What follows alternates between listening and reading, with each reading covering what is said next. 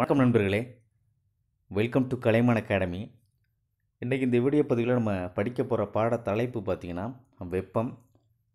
சயின்ஸில் ரொம்ப முக்கியமான பாடப்பகுதி. அனைத்து விதமான போட்டித் தேர்வுகளையும் இது ரொம்ப காமனாக காணப்படும் இந்த வெப்பம் அப்படிங்கிற பாடப்பகுதி. இந்த பாடப்பகுதி காணப்படுகிற பாடப்புத்தகம் பார்த்திங்கன்னா 6th ஸ்டாண்டர்ட் பருவம் 2 காணப்படுகிறது. நம்ம தொடர்ச்சியாக சயின்ஸ் சம்மந்தமாக டாபிக் படிச்சுருக்கோம், கொஸ்டின் ஆன்சர் படிச்சுருக்கோம் ஆப்ஷனோட. ஸோ அந்த வகையில் நம்ம வரப்போகிற டிஎன்பிஎஸ்சி குரூப் 2, குரூப் 4 மற்றும் லேப் அசிஸ்டண்ட் எக்ஸாம்ஸ் மற்றும் மற்ற பிற போட்டித் தேர்வுகளுக்கு இது பயனுள்ளதாக அமையும்னு நினைக்கிறேன். நம்ம ஃபஸ்ட் கொஸ்டினை படிக்கலாம். ஃபஸ்ட் கொஸ்டின், ஒரு பொருளில் அடங்கியுள்ள மூலக்கூறுகளின் இயக்க ஆற்றலே டேஷ் என அழைக்கப்படுகிறது. ஆப்ஷன் பார்த்திங்கன்னா ஈஎன்னா வெப்பம் என அழைக்கப்படுகிறது. அதாவது ஒரு பொருளை பொதுவாக பார்த்திங்கன்னா நம்ம பேசிக் கான்செப்ட் பார்த்திங்கன்னா பொருட்கள் அனைத்தும் மூலக்கூறுகளானவை, சிறிய சிறிய மூலக்கூறுகளால். திடப்பொருளை பார்த்திங்கன்னா இந்த மூலக்கூறுடைய இடைவெளி ரொம்ப நெருக்கமாக இருக்கும். திரவ பொருளை கொஞ்சம் இடைவெளி அதிகமாக இருக்கும். வாயு பொருளை அந்த மூலக்கூறுடைய காணப்படுகிற பிணைப்பு இடைவெளி, அதுக்கு காணப்படுகிற இடைவெளி பார்த்திங்கன்னா ரொம்ப அதிகமாக இருக்கும். இதில் வெப்பம் அப்படின்னு சொல்லிட்டு எதை சொல்கிறாங்க, எப்படி வரையறுக்கிறாங்கன்னா, அந்த மூலக்கூறுகளுக்கிடையே ஒரு பொருளை வெப்பப்படுத்தும் போது, நம்ம வெப்பப்படுத்துகிறோம் ஒரு பொருள், அந்த பொருளில் மூலக்கூறுகள் காணப்படுது. வெப்பப்படுத்தும் போது அந்த மூலக்கூறுகள் பார்த்திங்கன்னா ஒரு இயக்க ஆற்றலுக்கு உட்படுத்தப்படும். சரிங்களா? அந்த அதிர்வுறும் அல்லது ஒரு இயக்க ஆற்றலுக்கு உட்படுத்தப்படும். அதைத்தான் என்ன சொல்கிறாங்கன்னா வெப்பம் அப்படின்னு வரையறுக்கிறாங்க. இதில் பார்த்திங்கன்னா முக்கியமானது வெப்பம் வேறு, வெப்பநிலைங்கிறது வேறு. வெப்பங்கிறது பார்த்திங்கன்னா அந்த ஒரு பொருளை வெப்பப்படுத்தும் போது அதனுடைய மூலக்கூறுகளுக்கு ஏற்படும் அந்த இயக்க ஆற்றல் தான் வெப்பம் அப்படின்னு சொல்கிறாங்க. வெப்பநிலை பார்த்திங்கன்னா ஒரு பொருள் எவ்வளவு வெப்பநிலையில் காணப்படுது, அதாவது குளிர்ச்சியாகவோ சூடாகவோ எத்தனை டெம்பரேச்சர் காணப்படுது, அதை அளக்கிறது தான் வெப்பநிலை. வெப்பங்கிறது பார்த்திங்கன்னா அந்த பொருள் மூலக்கூறுகளுடைய இயக்க ஆற்றல். சரிங்களா? ரெண்டு வேறு வேறு டெஃபினேஷன், வெப்பம் மற்றும் வெப்பநிலை. அடுத்த கேள்வி, வெப்பத்தின் எஸ்ஐ அலகு. வெப்பத்தின் எஸ்ஐ அலகு பார்த்திங்கன்னா ஜூல். அடுத்த கேள்வி, பின்வரும் கூறுகளை ஆராய்க. அனைத்து கூறுகளும் சரியானவை. எல்லா பொருட்களில் உள்ள மூலக்கூறுகளும் அதிர்விலோ அல்லது இயக்கத்திலோ உள்ளன. சரியான கூற்று. அதாவது சாதாரணமாக ஒரு பொருள் இருக்கும்போது அந்த பொருளில் காணப்படுகிற மூலக்கூறுகள் நம்ம கண்ணுக்கு தெரியாது. ஆனால் அந்த பொருளுக்கான உள்ளே காணப்படுகிற சிறு சிறு மூலக்கூறுகள் ஒரு குறிப்பிட்ட அதிர்விலோ இல்லை இயக்கத்திலோ காணப்படும். நம்ம வெப்பப்படுத்தும் போது அதனுடைய அதிர்வும் இயக்கமும் கொஞ்சம் அதிகமாகுது. அதனால தான் அந்த பொருள் பார்த்திங்கன்னா தன்னுடைய அந்த வெப்பத்தை பரப்புகிறது. அடுத்த கூற்று, பொருட்களை வெப்பப்படுத்தும் போது அதன் மூலக்கூறுகளின் அதிர்வும் இயக்கமும் அதிகரிக்கிறது. சரியான கூற்று. அடுத்த கூற்று, வெப்பம் ஒரு வகை ஆற்றலாகும். இந்த கூற்றும் சரியானது. வெப்ப ஆற்றலுக்கு மிக முக்கிய மூல காரணம் பார்த்திங்கன்னா சூரியன். அடுத்த கேள்வி, வெப்பநிலையை துல்லியமாக கணக்கிட உதவும் கருவி. வெப்பநிலைமானி. வெப்பநிலையை மிக துல்லியமாக கணக்கிட உதவும் கருவி பார்த்திங்கன்னா வெப்பநிலைமானி. அடுத்த கேள்வி, வெப்பநிலையின் எஸ்ஐ அலகு. நம்ம ஏற்கனவே படித்தோம் வெப்பத்தின் எஸ்ஐ அலகு. இப்போ பார்க்குறது வெப்பநிலையின் எஸ்ஐ அலகு. இது பார்த்திங்கன்னா கெல்வின். ஒரு குறிப்பிட்ட ஏரியாவில் எவ்வளோ வெப்பநிலை காணப்படுது அப்படின்னு சொல்லிட்டு கெல்வின் அப்படிங்கிற முறையில் பார்த்திங்கன்னா அளவீடு செய்வாங்க. இது எஸ்ஐ அலகு தான் கெல்வின். வெப்பநிலைக்கு மற்ற பிற அலகுகள் காணப்படுது. அது பாரன்ஹீட் அப்படிங்கிற போன்ற பிற அலகுகளும் காணப்படுது. ஆனால் பொதுவாக இப்போ செல்சியஸ், பாரன்ஹீட் போன்ற அலகுகளாலும் அந்த வெப்பநிலை அளக்கலாம். ஆனால் பொதுவாக பார்த்திங்கன்னா வெப்பநிலை எஸ்ஐ அலகு பார்த்திங்கன்னா கெல்வின். பின்வரும் கூறுகளை ஆராய்க. அனைத்து கூறுகளும் சரியானவை. வெப்பநிலையானது செல்சியஸ், பாரன்ஹீட் போன்ற பிற அலகுகளாலும் அளவீடு செய்யப்படுகிறது. ரொம்ப முக்கியமானது. வெப்பநிலை எஸ்ஐ அலகு பார்த்திங்கன்னா கெல்வின் படித்தோம். மற்ற பிற இடங்களில் பார்த்திங்கன்னா செல்சியஸ், பாரன்ஹீட் போன்ற பிற அலகுகளாலும் அளவிடப்படுகிறது. சரியான கூற்று. அடுத்த கூற்று, வெப்பத்தை அளக்க கலோரி என்ற அலகும் பயன்படுகிறது. இந்த வெப்பத்தினுடைய எஸ்ஐ அலகு பார்த்திங்கன்னா ஜூல்னு படித்தோம். மற்றொரு விதத்தில் பார்த்திங்கன்னா கலோரி அப்படிங்கிற அலகும் வெப்பத்தை அளக்க பயன்படுகிறது.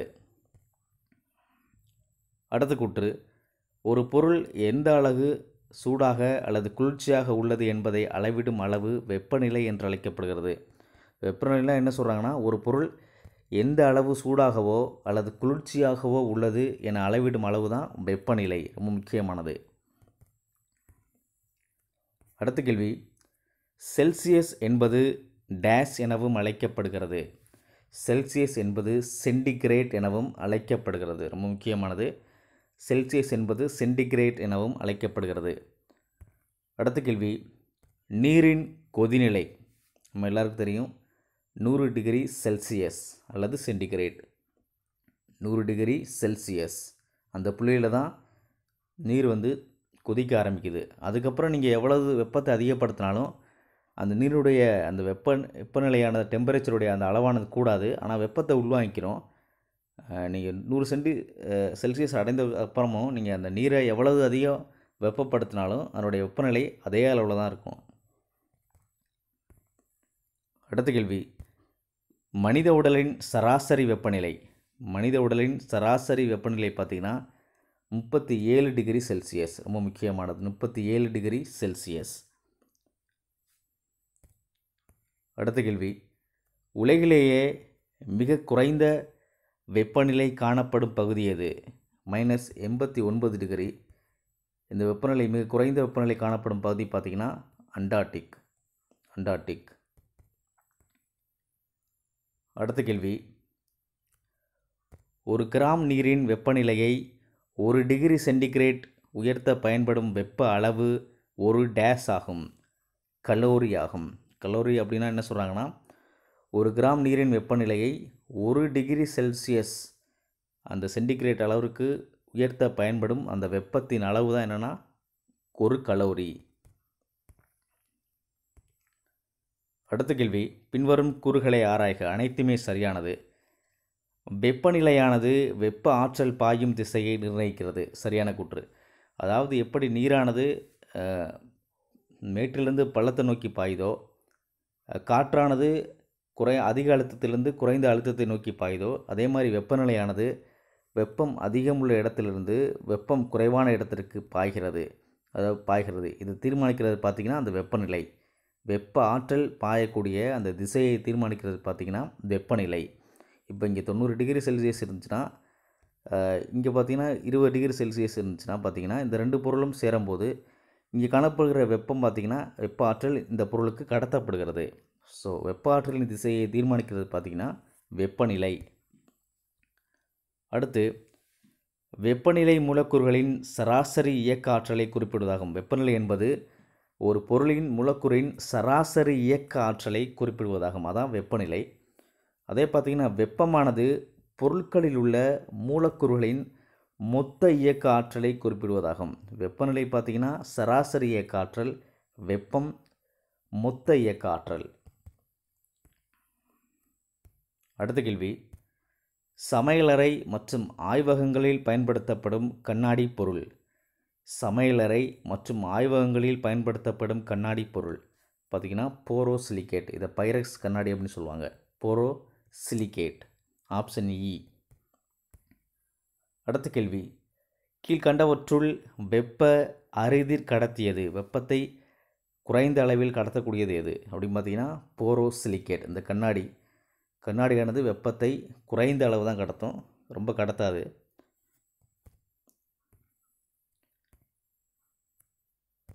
அடுத்த கேள்வி, குளிர்காலங்களில் உலோகங்கள் சுருங்குகின்றன. சரியான கூற்று. குளிர்காலங்களில் உலோகங்கள் சுருங்குகின்றன. வெயில் காலங்களில் உலோகங்கள் விரிவடைகின்றன. சரியான கூற்று. வெயில் காலங்களில் வெப்பம் அதிகமாக இருக்கும். ஸோ அதனால் வெப்பமடைந்து உலோகங்கள் விரிவடைகின்றன. அதாவது பார்த்திங்கன்னா நம்ம ஊரெல்லாம் பார்த்திங்கன்னா இந்த போஸ்ட் மரம் இருக்கும். இந்த போஸ்ட் மர ஒயர் பார்த்திங்கன்னா எப்படி போகும்னா, ஒரு சாய்வாக இங்கேருந்து ஒரு புள்ளியிலேருந்து அந்த ஒயர் இப்படி போகும். இது எதுக்கு அப்படி போட்டிருக்காங்கன்னா, குளிர்காலத்தில் பார்த்திங்கன்னா அந்த ஒயர் பார்த்திங்கன்னா கொஞ்சம் ஸ்ட்ரெயிட்டாக காணப்படும் ஓரளவு. வெயில் காலங்களில் அதனுடைய விரிவடைகிறதுனால வெயில் காலங்களில் பார்த்திங்கன்னா நேராக காணப்படும், குளிர்காலங்களில் கொஞ்சம் இறங்கி காணப்படும். ரொம்ப முக்கியமானது. குளிர்காலங்களில் உலோகங்கள் சுருங்குகின்றன, வெயில் காலங்களில் உலோகங்கள் விரிவடைகின்றன. அதனால தான் அவங்க என்ன பண்ணுவாங்கன்னா, அந்த போஸ்ட்டில் அந்த லைன்ஸ் அடிக்கும்போது கொஞ்சம் தொய்வாகவே என்ன பண்ணுவாங்கன்னா, அந்த கம்பி என்ன பண்ணுவாங்கன்னா அடிச்சிருப்பாங்க. அடுத்த கூற்று, ஒரு திடப்பொருளை வெப்பப்படுத்தும் போது மூலக்கூறுகளின் எண்ணிக்கையும் அதன் எடையும் மாற்றமடைவதில்லை. சரியான கூற்று. அடுத்த கூற்று, வெப்பப்படுத்தும் போது பொருட்களுக்கு இடையே காணப்படுகிற இடைவெளி அதிகரித்து பொருட்கள் விரிவடைகின்றன. இந்த கூற்றும் சரியானது. அடுத்த கேள்வி, இரண்டு பொருட்களுக்கிடையே வெப்ப பரிமாற்றம் இல்லையெனில் அவை இரண்டும் டேஷ் நிலையில் உள்ளன. வெப்ப சமநிலையில் உள்ளன. அதாவது இரண்டு பொருட்களுக்கும் இடையே இப்போ வந்து பார்த்திங்கன்னா, நம்ம வந்து ஃப்ரிட்ஜில் உள்ள ஒரு தயிரை எடுத்து நம்ம வெளியில் வைக்கிறோம், தரையில் வைக்கிறோம். தரையில் பார்த்திங்கன்னா ஒரு 10 டிகிரி செல்சியஸ்ன்னு வச்சுக்கங்களேன், ஒரு 30 டிகிரி செல்சியஸ், கொஞ்சம் சூடாக கொஞ்சம் 30 டிகிரி செல்சியஸ்னு வச்சுங்க.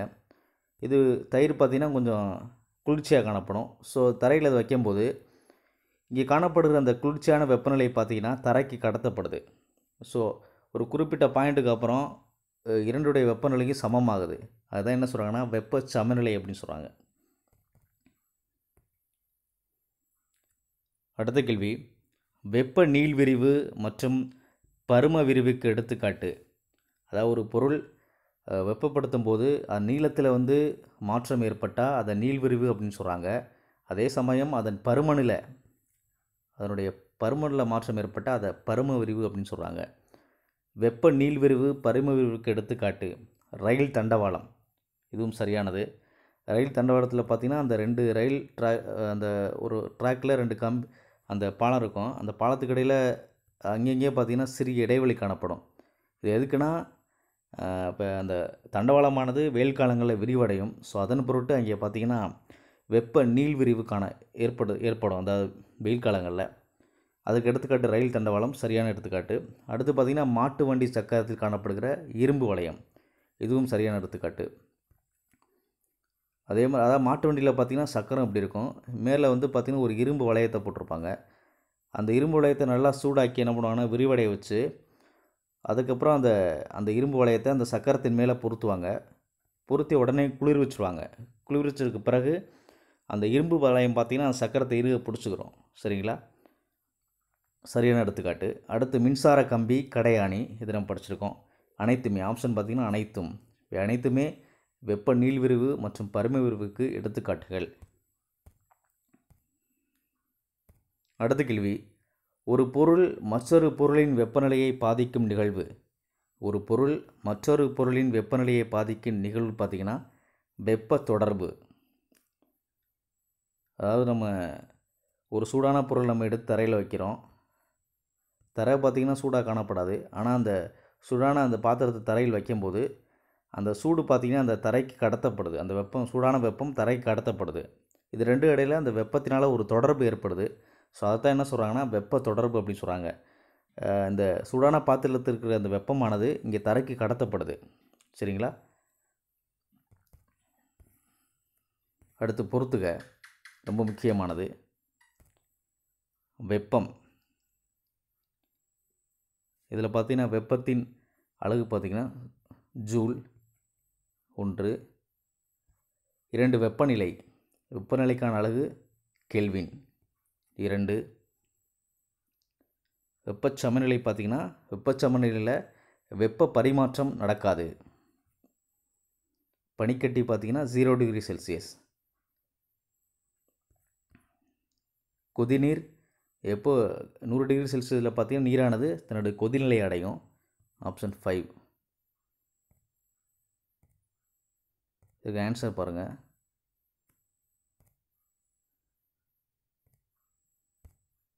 அதாவது வெப்பத்துக்கு பார்த்திங்கன்னா ஜூல், வெப்பநிலைக்கு கெல்வின், வெப்பச்சமநிலை பார்த்திங்கன்னா இஎன்ஆ, 3வதுக்கு இஎன்ஆ, பனிக்கட்டி பார்த்திங்கன்னா ஆப்ஷன் ஆவண்ணா, கொதிநீர் பார்த்திங்கன்னா 100 டிகிரி செல்சியஸ். அப்போ ஆப்ஷன் ஆனா தான் சரியான ஆன்சர். அடுத்த கேள்வி, அறை வெப்பநிலையில் நீரின் வெப்பநிலை 30 டிகிரி செல்சியஸ். ரூம் டெம்பரேச்சரில் பொதுவாக பார்த்திங்கன்னா 25 முதல் 30 டிகிரி செல்சியஸ் காணப்படும். அதாவது அறை டெம்பரேச்சர் அப்படின்னு சொல்லுவாங்க. ஸோ அதில் பார்த்திங்கன்னா நீரின் வெப்பநிலை 30 டிகிரி செல்சியஸ். எந்த நாட்டில் காற்றின் வெப்பநிலையானது மிக அதிக அளவில் பதிவானது? 59 டிகிரி செல்சியஸாக பதிவானது. அந்த ஆப்பிரிக்க நாடு பார்த்திங்கன்னா லிபியா. 1922ஆம் ஆண்டு இந்த அதிகபட்ச வெப்பநிலை இந்த நாட்டில் பதிவானது, காற்றின் வெப்பநிலை. அடுத்த கேள்வி, ஒரு பொருளை வெப்பப்படுத்தும் போது அதில் உள்ள மூலக்கூறுகள் பார்த்திங்கன்னா வேகமாக நகரத் தொடங்கும். ஆப்ஷன் ஆனா சரியான ஆன்சர். அடுத்து பின்வரும் கூறுகளை ஆராய்க. அனைத்துமே சரியானவை. வெப்ப ஆற்றலானது வெப்பநிலை அதிகமான பொருளிலிருந்து வெப்பநிலை குறைவான பொருளுக்கு கடத்தப்படுகிறது. சரியான கூற்று. இதைத்தான் நம்ம என்ன சொல்கிறோம்? வெப்ப தொடர்பு அப்படின்னு சொல்கிறோம். அடுத்து வெப்பநிலையை துல்லியமாக கணக்கிட வெப்பநிலைமானி பயன்படுகிறது. சரியான கூற்று. அடுத்து கோடை காலங்களில் மேம்பாலங்களில் உள்ள கற்காரை பாலங்களுக்கு இடையே வெப்ப விரிவு நிகழ்வு நடைபெறுகிறது. சரியான கூற்று. அதாவது பாலங்களில் பார்த்திங்கன்னா அந்த காங்கிரீட் அந்த தளம் போட்டிருப்பாங்க. அந்த காங்கிரீட் தளத்துக்கு இடையில் பார்த்திங்கன்னா சிறிய இடைவெளி காணப்படும். ஸோ கோடைக்காலங்களில் அந்த இதில் விரிவு நடைபெறும், வெப்ப விரிவு நடைபெறும். அதன் பொருட்டு பார்த்திங்கன்னா ஒரு சிறிய கேப் விட்டுருப்பாங்க. அடுத்த கேள்வி, 30 டிகிரி செல்சியஸ் வெப்பநிலையில் உள்ள 1 லிட்டர் நீரும் 50 டிகிரி செல்சியஸ் வெப்பநிலையில் உள்ள 1 லிட்டர் நீரும் ஒன்றாக சேரும்போது உருவாகும் நீரின் வெப்பநிலை. இதில் பார்த்திங்கன்னா 30 டிகிரி செல்சியஸை ரெண்டையும் ஊற்றினா வெப்ப தொடர்பு நடந்து வெப்பத்தை பார்த்திங்கன்னா பரிமாறிக்கொள்ளும். ஸோ ரெண்டையும் சேர்த்திங்கன்னா 80/2 பார்த்திங்கன்னா 40 டிகிரி செல்சியஸ். ரெண்டையும் கலக்கும்போது 40 டிகிரி செல்சியஸ் பரிமாறிக்கொள்ளும். அப்படி இதில் இருக்கிற அதாவது 1 லிட்டர் நீர் 30 டிகிரி செல்சியஸ், இன்னொரு பார்த்திங்கன்னா 50. இந்த 50 காணப்படுகிற 20, அந்த 20க்கு அதிகமான அந்த வெப்பநிலை இங்கே கடத்தப்படும். ஸோ இங்கே கடத்தும் போது அல்லது 10 கடத்தப்படும். ஸோ வெப்பநிலை பார்த்திங்கன்னா ஏறக்குறைய 40 டிகிரி செல்சியஸாக காணப்படும்.